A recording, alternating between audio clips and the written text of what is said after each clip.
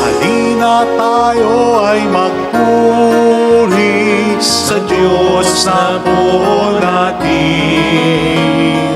Kunin gitara at ito'y tugtugin, awitan siya ng himig.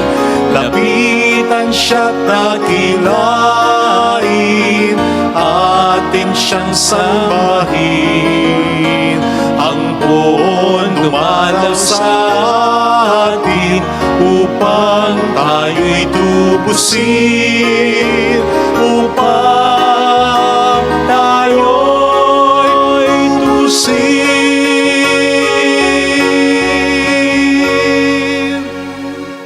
Sa ngalan ng Ama at ng Anak at ng Espiritu Santo. Amen. Sumainyo ang Panginoon. At sumaiyo rin. Ngayon ay ginugunita ng ating inang simbahan, si Santa Isabel ng Hungaria, isang banal at nagkawang gawa, lalo na sa mga manalita. Hilingin natin ang kaniyang panalangin at halimbawa upang tayo maging marapat.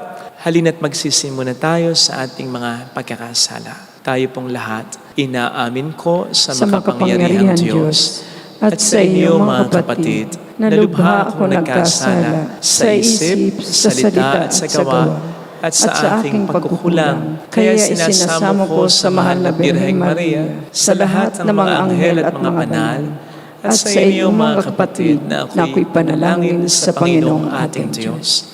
Kaawaan tayo na mapagmahal na Diyos, patawarin sa ating mga sala, at patnubayan hanggang sa buhay na walang hanggan. Amen. Panginoon, kaawaan mo kami. Panginoon, kaawaan mo kami. Kristo, kaawaan mo kami. Kristo, kaawaan mo kami. Panginoon, kaawaan mo kami. Panginoon, kaawaan mo kami.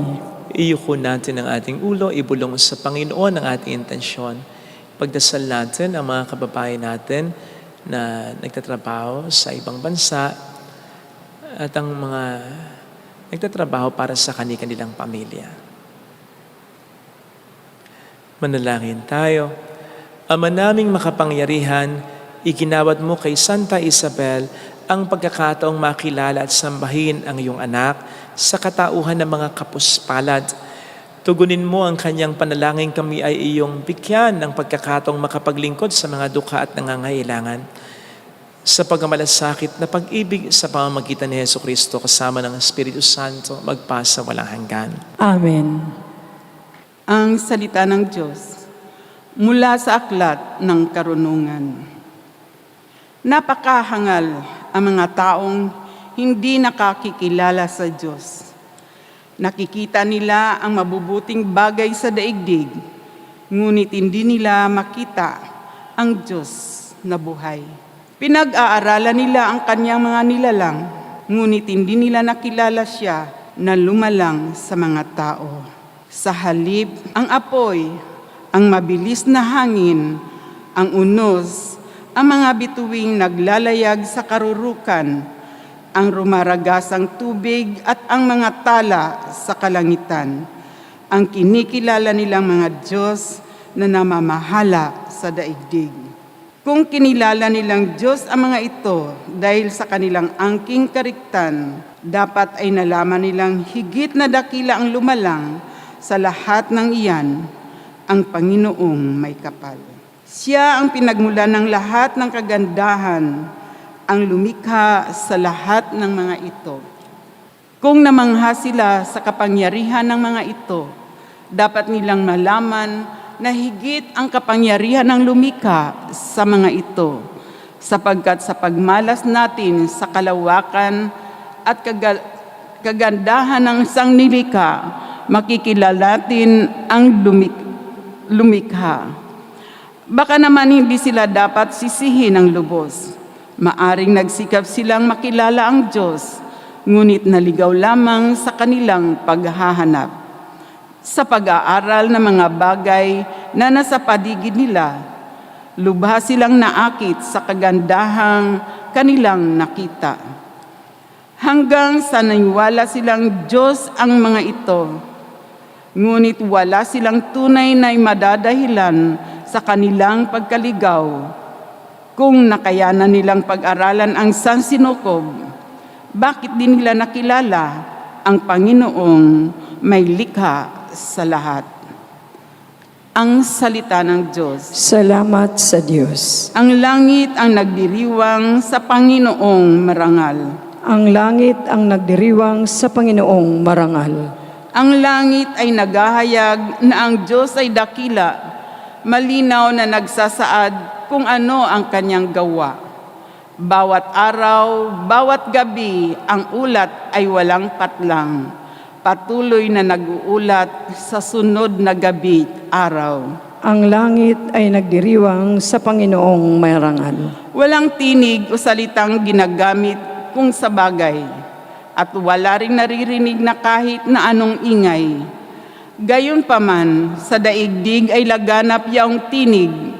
Ang balita'y umaabot sa duluhan ng daigdig. Ang langit ang nagdiriwang sa Panginoong marangal. Magsitayo na po ang lahat.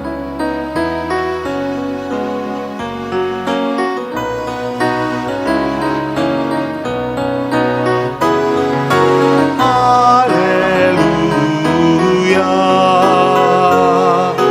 Hallelujah. Hallelujah.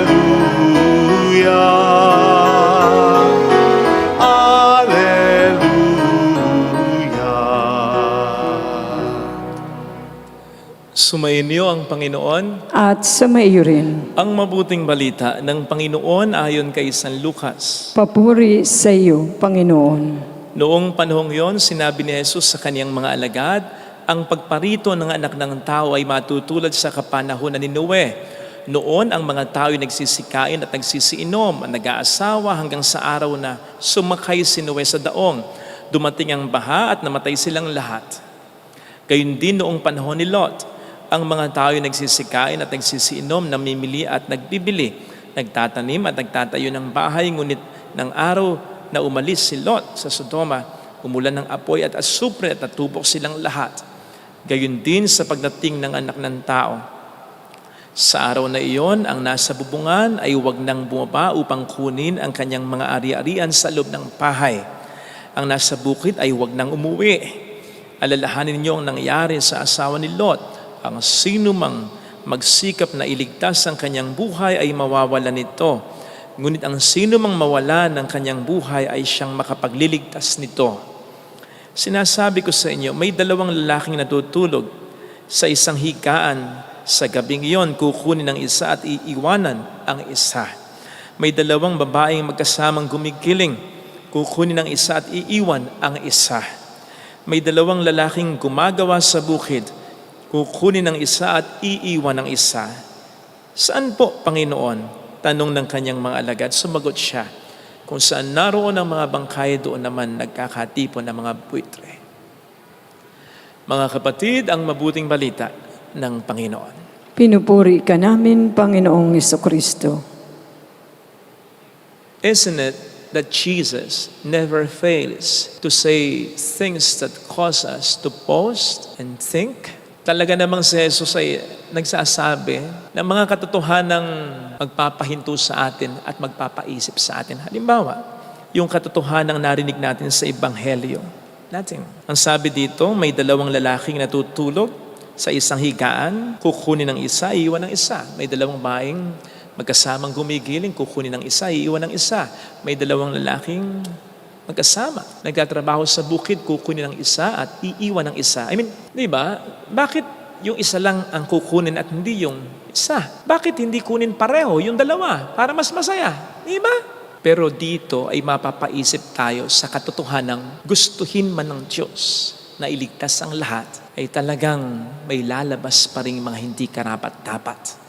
In fact, yung sinasabi niya, na pagbubukod-bukirin ang mga mabubuti at ang mga masasama ay mangyayaring talaga, sapagkat yan ay mismo kanyang propesiya, which confirms the truth na while many will be saved, marami ang lilitaw na mga karapat-dapat, marami din naman ang lilitaw na hindi karapat-dapat.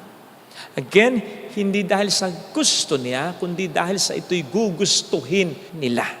Remember na ang tao may kalayaan at yun ay ikinagalang niya. Pero ang maganda naman sa katotohanan ito ay alam ng Diyos, kilala ng Diyos kung sino ang karapat-dapat talaga. Ito po ang makikita natin sa ini-insinuate ng text na kukunin ang isa at iiwan ang isa. Sa dalawang yon, alam at kilala ng Diyos kung sino ang sa Kanya. Hindi kinakailangang mag-volunteer. Nung kukunin, Lord, kunin mo ako Talagang mabuting tao ako sapagkat yun ay alam niya. In the same way na hindi rin naman kinakailangan magpanggap pa nang hindi kukunin na siya ay mabuti at sabihin, Lord, mabuting tao rin ako, kunin mo ako. Because it won't matter. Again, alam ng Diyos kung sino rin ang hindi karapat-dapat sa Kanya. Ang sabi nga po sa letter to the Hebrews 4:13, no creatures are hidden from Him. Lahat tayo, all of us, are exposed to Him.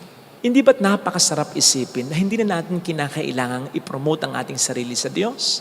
Because He knows us personally. Pwedeng may mga taong makalimot sa mga mabuting ginagawa natin, pero hindi ang Diyos. Yun ay alam niya. Yun ay natatandaan niya, nakalista sa Kanya. Hindi na rin natin kinakailangang mabahala pa na masapawan tayo ng mga taong mapagpanggap na mabuti. Pero sa totoo ay hindi naman pala, sapagkat alam din ng Diyos ang pagpapanggap nila. Kaya sa totoo lang, sa bangayan ng mga Hudyo at ng mga Palestinians, alam ng Diyos kung sino ang tama at mali sa kanila. Sa mga chismis at kontrobersyang dinadawit ang pangalan mo, alam ng Diyos kung mabuting tao kang talaga. Sa isinusumbat sa iyo ng asawa mo, alam ng Diyos kung sino sa inyo ang totoong may atraso. Sa mga nasasabi sa iyo ng magulang mo, ng kapatid mo, ng kaibigan mo, maging ng ibang tao, alam ng Diyos kung ano ang totoo. Hindi mo kinakailangan ipagtanggol ang sarili mo sa Diyos, sapagkat siya mismo ang magtatanggol sa iyo, maging sa mga kaaway mo, kung alam niyang ikaw ay tunay na mabuting tao. Hindi nga what the Bible has it, He will bless us in the presence of our enemies. And that will precisely happen when we are called to heaven. Makikita tayo ng mga taong mapis sa atin, gumawa ng masama sa atin, ginawang impyerno ang buhay natin. God will bless you in front of them. Kaya relax lang. Pero siguraduhin mo lang siguraduhin mo lang na ikaw yung mapipili ng Diyos at hindi ikaw yung maiiwan. Kaya be sure, be certain that between two men lying in bed, between two women grinding grain, between two men working in the field, God knows you as His own. Siguraduhin mong ikaw ay Kanyang makikilala dahil ikaw ay mayroong personal na relasyon sa Kanya. In connection with this, idamay na din natin ang kapwa natin, lalong-lalo na ang mga taong mahalaga sa atin. Kamakailan ay nabatas ko ang kapatid ko sapagkat nalaman kong lumiliman pala sa pagsisimba. Hindi naman dahil katamaran, may dahilan naman. Kaya lang sabi ko, walang dahilan, liban sa isang malubhang karamdaman, ang pupwedeng maging excuse para lumiban sa pagsisimba. Nangako naman sila na babawi, magsisimba. Pero sabi ko, do it not for me, but for yourself. Sapagkat hindi kayo sa akin, kundi sa Diyos dapat na maging malapit. Maging malapit man kayo sa akin, hindi ko kayo mailalapit sa Diyos kung kayo mismo ay hindi sa Kanya lalapit. Sa makatuwid, lahat tayo dapat sa Kanyang lumapit. Sapagkat yung detalye dito sa Ebanghelyo, yung text na nagsasabing sa dalawa na magkatabi, magkasama, kukunin ng isa at iiwan ng isa, ito ay warning para sa ating lahat. Na nagsasabing our closeness or intimacy with a good person does not necessarily guarantee us our own salvation. Sapagkat salvation requires a relationship with the Lord. At dapat bawat isa sa atin meron nun. That is why we just cannot discharge our duty to God by proxy nor even by association. Naalala ko tuloy yung kwento ng isang padre di pamilya na talaga nagsisimba kahit tuwing linggo. Sapagkat ang katwiran niya, nagsisimba naman ng kanyang asawa at mga anak. Sinalalang ang kanyang asawa at mga anak. Kaya kahit madaan yan sa simbahan, hindi papasok. Kahit sandali lang. Sapagkat ang kanyang katwiran, yung asawa na lang niya at ang kanyang mga anak. Kahit na yan ay madaanan, madalas, ng kanyang kapitbahay na lay minister sa tapat ng kanyang bahay kung saan siya ay nagkakapilang at lagi siyang aanyayahan. Pre, simba tayo. Pasalamat tayo. Yun ang kanyang katwiran. Hindi na. Yung asawa ko na lang at ang aking mga anak. Kapag sa trabaho, ayayin ng kanyang mga katrabaho sapagkat sa pinagtatrabahuan niya, may First Friday Mass. Yun pa rin nasasabihin niya. Yung asawa ko na lang at mga anak. Ayun. For some reason, ay namatay. Napunta naman sa kalangitan, kaya lang nasa pinto lang. E di sinilip siya ni San Pedro. Nakiusap siya. San Pedro, pwede ba akong pumasok dyan? Sabi sa kanya, yung asawa mo na lang at ang iyong mga anak. Kaya sana mga kapatid, sa kabila ng katotohanan mayroon talagang mapipili at mayroon talagang maiiwan, pagsikapan natin na pare-pareho pa rin tayong piliin at huwag yung may maiwan, lalong-lalo na mula sa hanay ng mga tao sa atin ay mahalaga. At sa kabila ng wala rin tayong magagawa ang ating sariling kabutihan para iligtas o isalba ang buhay ng iba, magsikap pa rin tayong maging mabuting tao at maging magandang impluensya pa rin para sa kanila. After all, mas masaya pa rin siyempre na mapunta tayo ng langit na may kasama, lalo ng mga taong sa atin ay mahalaga. Kaysa naman sa tayo mapunta ng impyerno na kasama rin natin ang kahit isa sa mga taong sa atin ay mahalaga. Mas matinding paghihirap pag ganon. Huwag naman sana. Kaya siguro isipin natin kung darating ngayon ng Panginoon o kaya kung kunin tayo o mga mahal natin, makakasama kaya tayo sa pipiliin. Kung makakasama tayo sa piliin, sa palagay natin, paano yung mga mahal natin? Sino sa mga mahal natin ang sa palagay natin na hindi makakasama sa pipiliin? Yun ang pagtrabahuhan natin, pagdasal natin, itama natin, gabayan natin, pagsabihan natin, impluwensyahan natin. Ipagdasal natin sa Panginoon na maiayos ang buhay nila. Experience will tell us na gusto natin na iayos ang buhay ng mga taong sa atin ay mahalaga. Ang pinakamahalagang pag-aayos ng buhay ay yung buhay sa kabila. Magkasama-sama nawa tayo, pare-pareho, sa bahay ng ating Amang lumikha. Ito sana ang hilingin nating biyaya sa ating banal na misa. Amen. Lagyan natin ang ating kanang kamay sa tapat ng ating puso.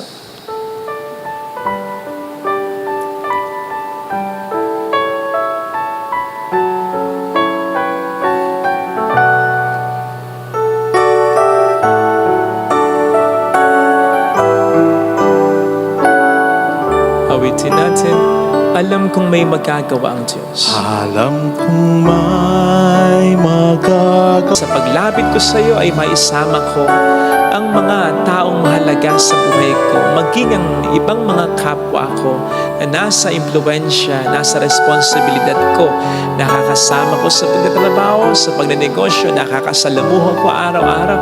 Tulungan mo po ako na maghasik ng kabutihan sa mundong ito. Panginoon, bagamat ako ay mahal na mahal mo tulad ng iba, alam kong hindi ako mapupunta ng langit nang hindi ko patutunayan sa iyo na gusto ko. Tulungan mo akong mapatunayan ito sa pamamagitan ng pag-isikap ko na maging mabuting tao. Hallelujah! Ang maging magandang impluwensya sa iba. Hallelujah! Ang maging ilaw na magbibigay ng pag-asa sa mga nahihirapan. Siya ay muling babalik sa at hindi yung ako pa ang magpapahirap sa kanilang kalalahan. Hallelujah! Humihin ang Diyos. Hallelujah! Sa takdang panahon ay babalik ang Panginoon upang tayo ay kunin tapat siya sa kanyang mga pangako sa atin. Sabihin mo sa sarili, mayroong magandang mangyayari sa iyo. Higit pa sa inaas na ngayon sapagkat mahal ka ng Diyos, pakatandaan. At kung mahal mo ang pamilya mo, mahal niya rin ito. Mas mahal ka niya. Mas mahal niya ang pamilya mo. Higit pa sa pagmamahal sa sarili mo at ng ibang tao sa iyo, mayroong magandang mangyayari sa iyo. Intensyon ng Diyos na iligtas ang lahat ng tao. sa'yo Kailangan lamang nating gustuhin ito. Tulungan mo ako, Panginoon, na gustuhin ito. Jesus. Papuri sa Ama at sa Anak sa Espiritu Santo. Kaparanan sa unang-una, ngayon at magpakailanman, magpasawalang hanggan. Amen. Pag-aalay.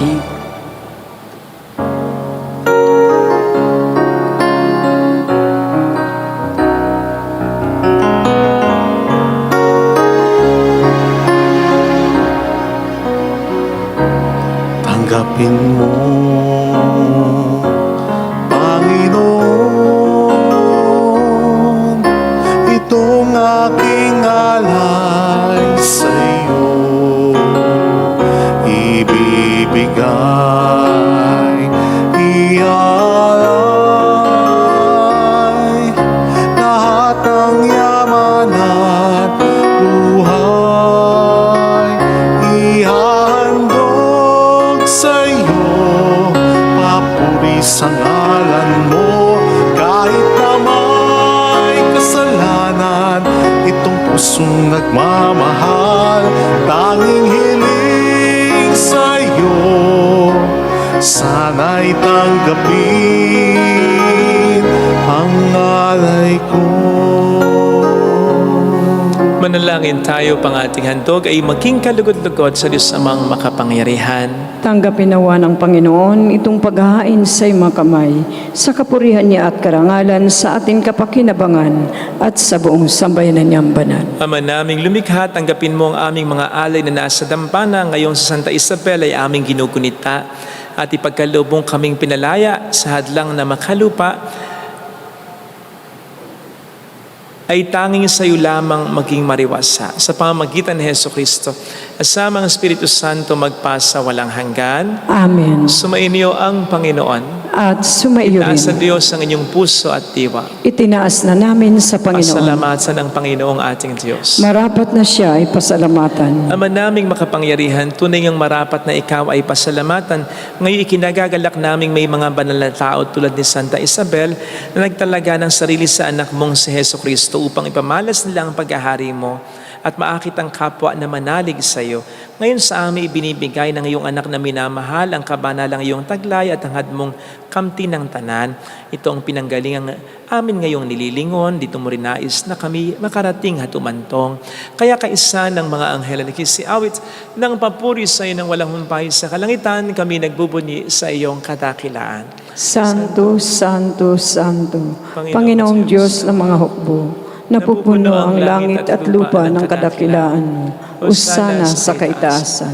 Pinagpala ang naparirito sa ngalan ng Panginoon. Usana sa kaitaasan.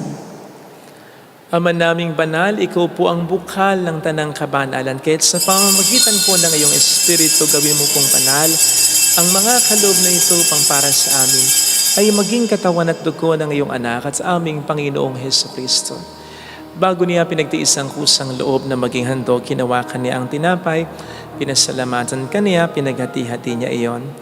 Iniabot sa kaniyang mga alagad at sinabi, tanggapin ninyong lahat ito at kanin. Ito ang aking katawan na ihahandog para sa inyo.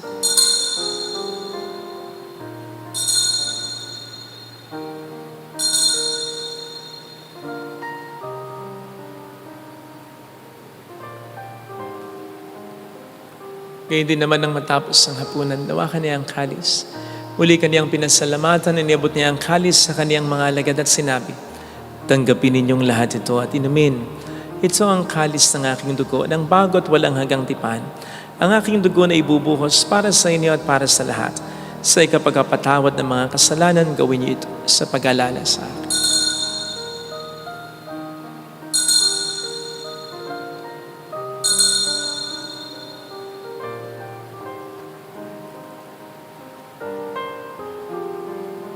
Ipagbunyi natin ang misteryo ng ating pananampalataya. Si Kristo'y namatay, si Kristo'y nabuhay, si Kristo'y babalik sa wakas ng panahon. Ama, ginagawa namin ngayon ang pag-alaala sa pagkamatay at muling pagkabuhay ng iyong anak, kaya nialay namin sa iyong tinapay ng buhay at ang kalis ng kaligtasan. Kami nagpapasalamat dahil kami iyong minarapat at tumayo sa harap mo para maglingkod sa iyo. Isinasamo namin kami na magsasalo sa katawan at dugo ni Kristo ay mabuklod sa pagkakaisa sa pamamagitan ng Espiritu Santo. Ama, lingapin mo ang iyong simbahang laganap sa buong daigdig. Puspusin mo kami sa pag-ibig. Kaysa ni Francisco na aming Papa ni Dennis na aming Obispo at ng Tanang Kaparian, alalahanin mo po ang mga kapatid naming nahimlay nang may pag-asang sila'y muling mabubuhay, lalo na pong aming mga ipagdarasal. Saglit tayong tumahimik at ipagdasal ang ating mga minamahal na yumauna.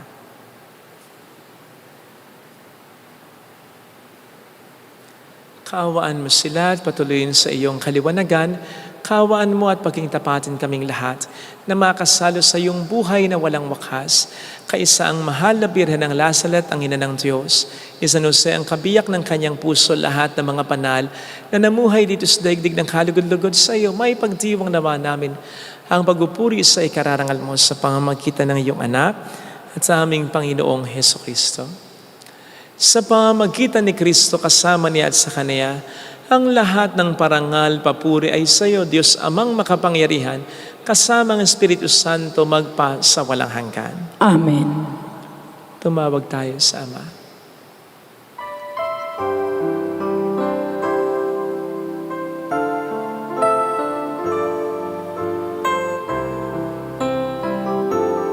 Ama namin, sumasalangit ka, sambahin ang ngalan mo, mapasa amin ang kaharian mo, sundin ang loob mo dito sa lupa para lang sa langit. Bigyan mo kami ngayon ng aming kakanin sa araw-araw at patawarin mo kami sa aming mga sala para ng pagpapatawad namin sa nagkakasala sa amin, at huwag mo kaming ipahintulot sa tukso, at iadya mo kami sa lahat ng masama. Iniling namin kami, Adya, sa lahat ng masama, pagkalooban ng kapayapaan araw-araw, iligtas sa kasalanan, sa kapahamakan, sa mga seryosong karamdaman. Samantalang aming pinaghahandaan ang dakilang araw ng pagpapahayag ng tagapagligtas naming si Heso Kristo. Sapagkat iyo ang kaharian, ang kapangyarihan at ang kapurihan magpakailanman. Amen. Panginoong Heso Kristo, sinabi mo noon, sinasabi mo rin sa amin ngayon, kapayapaan ang iniiwan ko sa inyo, aking kapayapaan ang binibigay ko. Tunghayan mong aming pananampalataya, huwag ang aming pagkakasala. Pagkalooban mo kami ng kapayapaan at pagkakaisa sa iyong kalooban, kasama ang Espiritu Santo magpas sa walang hanggan. Amen. Ang kapayapaan ng Panginoon ay sumainyo nawang lahat. At sumaiyo rin. Magbigayan tayo ng kapayapaan sa isa't isa. Kapayapaan po. Peace be with you. Kordero ng Diyos na nag-aalis ng mga kasalanan ng sanlibutan, maawa ka sa amin. Kordero ng Diyos na nag-aalis ng mga kasalanan ng sanlibutan, maawa ka sa amin. Kordero ng Diyos na nag-aalis ng mga kasalanan ng sanlibutan, ipagkaloob mo sa amin ang kapayapaan. Narito sa harap natin ng Panginoon ang ating buhay at kaligtasan. Mapalad tayong inaanyayahan. Panginoon, hindi ako karapat-dapat na magpatuloy sa iyo, ngunit sa isang salita mo lamang ay gagaling na ako.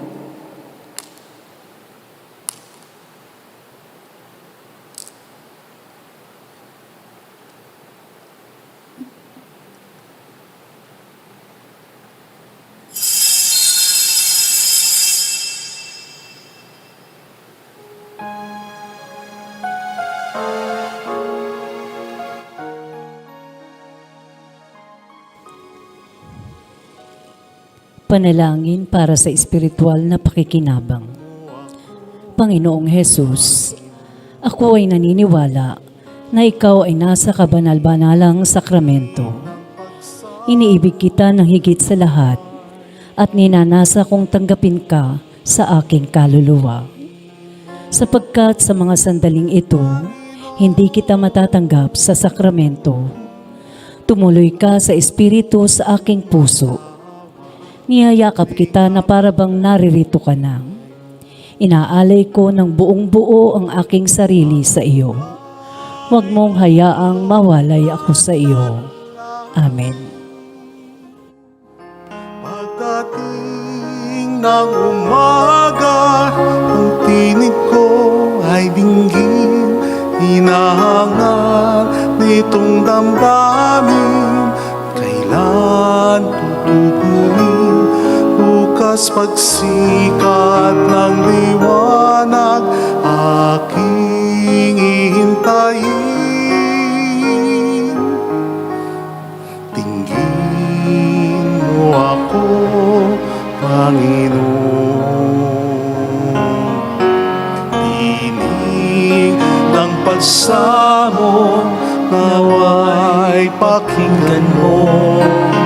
Dinggin mo ako, Panginoon. Ako tumatawag, lingapin mo ngayon.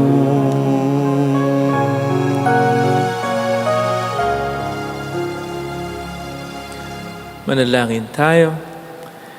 Ama naming mapagmahal, sa aming banal na pakikinabang at pakundangan kay Santa Isabel na aming huwaran, itaguyod mo kami sa iyong pagkamahal at ang mabuting gawain sa aming iyong sinimulan ay lubusin mo hanggang sa araw ng pagkapahayag ni Kristo Jesus na nabubuhay kasama ng Espiritu Santo magpasa walang hanggan. Amen. Holy God, Holy Mighty One, Holy Immortal One. Have mercy on us and on the whole world. Holy God, Holy Mighty One, Holy Immortal One. Have mercy on us and on the whole world. Holy God, Holy Mighty One, Holy Immortal One. Have mercy on us and on the whole world. Jesus, King of Mercy, We trust in you. Alalahanin, o mahal na Birhen ng Lasalet, ina ng pag-asa. Ikaw ang nagpapaalala sa amin magbalik loob sa Ama. Ito ang nagpapatunay na ang kagandahan loob mo'y nanatiling busila. Sa pag-aaruga mo sa amin, tungkulin mo'y tinupad. Sa paanan ni Kristo, itinuring mo kaming mga tunay mong anak. Kugaya ninais mong ni isa'y huwag mapahamak, maging sa iyong walang tigil na pananalangin, pati luhay pumatak. Huwag namang mawala ng saysay ang inyong paghihirap. Hiling nawa namin sa iyo, o aming inang liyag, na matapos ang pagkikibaka namin sa mundong ito at sa pananatili naming tapat kay Kristo, sa kapurihan mo'y makibahagi kaming ganap, upang kung nasaan man ngayon ay maparoon din kaming lahat, at ang kagandahan loob, kaluwalhatian ng Diyos Ama, tuluyang matupad. Siya'y nawa. mahal na Birhen ng Lasalet, tagapagkasundo ng mga makasalanan. Ipanalangin mo kami, walang patid kami mga dumudulog sa iyo. Maraming salamat po sa patuloy niyong pagtangkilik at pagsuporta. Salamat po. Sumainyo ang Panginoon. At sumaiyo rin. Palayan kayo kasama ng ating pamilya na mapagmahal na Diyos, ng Ama at ng Anak at ng Espiritu Santo. Amen. Umayo tayo sa kapayapaan ni Kristo. Salamat sa Diyos. Salamat din po.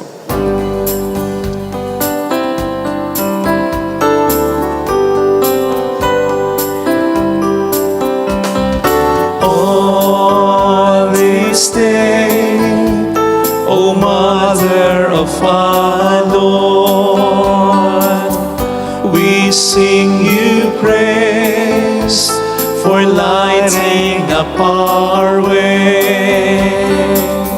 Your tears did soften up the hearts of men, and they still do today. May our love for you bring comfort in your pain.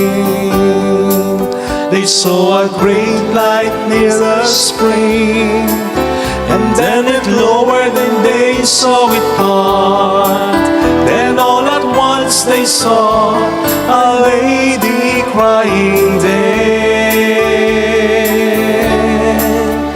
and she wept all the while she spoke.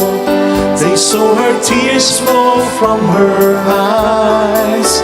They flow in steady streams of light. They flow in steady streams of light.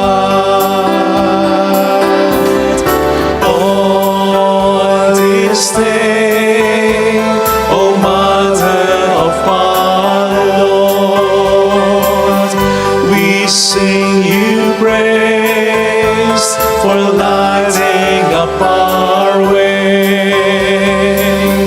Your tears, they soften up the hearts of men, and they still do today. May our love for you bring comfort in your pain.